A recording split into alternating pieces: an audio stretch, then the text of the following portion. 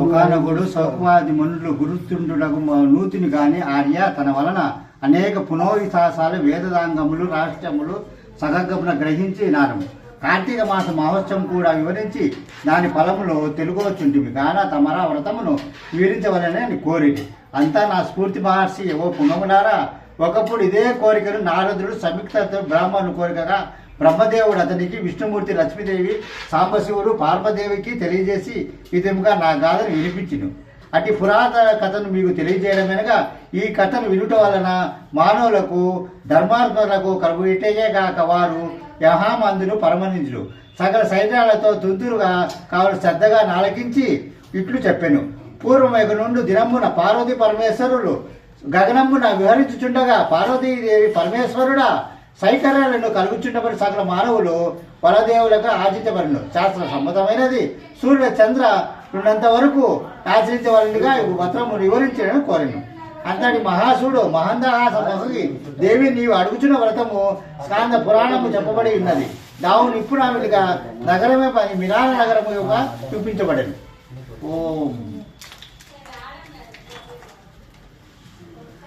కలిసి జల్లు అక్కడంతా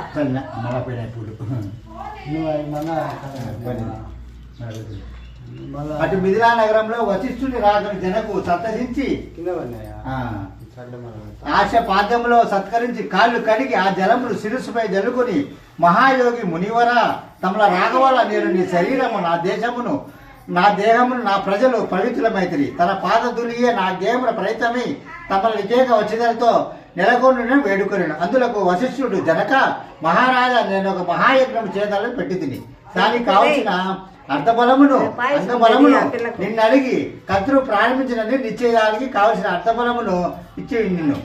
అటు పలకగా జనకుడు మునిచంద్రమా అటునే ఇత్తము స్వీకరించుము కానీ చిరకాలం నుండి నాకు ఒక సందేహం కలదు తమ తోటి దైత్యుని అడుగు సంచయంను తీర్పు కొలిచేతో నాయా దుష్టం కొలదు ఈ అవకాశం దొరికినను గురురత్నమా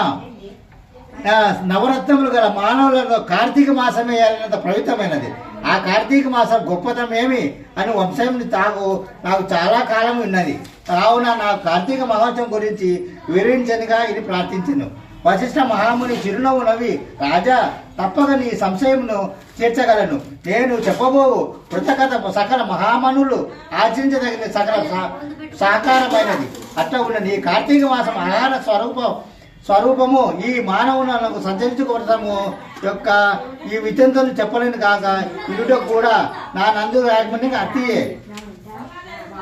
కానీ విన్నంత మాత్రాన ఎట్టి నరకబాధలు లేవు ఈ అహమామును పరమణించును సౌఖ్యము పొందిని ఈ నీతోటి సజ్ఞములు ఈ కథను గురించి అడిగి తెలుసుకున్న ఉత్తమైన శ్రద్ధగా ఆలకించి ఇను ఇచ్చారు నిన్ను అదంతా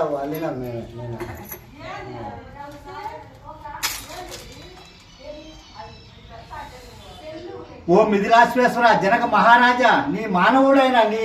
వయసు వాడైన ఉచ్చనీచ అనే భేదం లేక కార్తీక మాసంలో సూర్య భగవానుడి తులారాశి ఎందుగాని వేకున జాన లేచి కాళ్ళ కృత్యములు తీర్చుకొని స్థానమాచరించి దాన ధర్మములు దేవతా పూజలను సేవించో దాని వలన ఆ గణిత పుణ్యఫలము లభించును కార్తీక మాసం ప్రారంభం నుండి ఇట్లు చేయుచు విష్ణు సహస్రనామ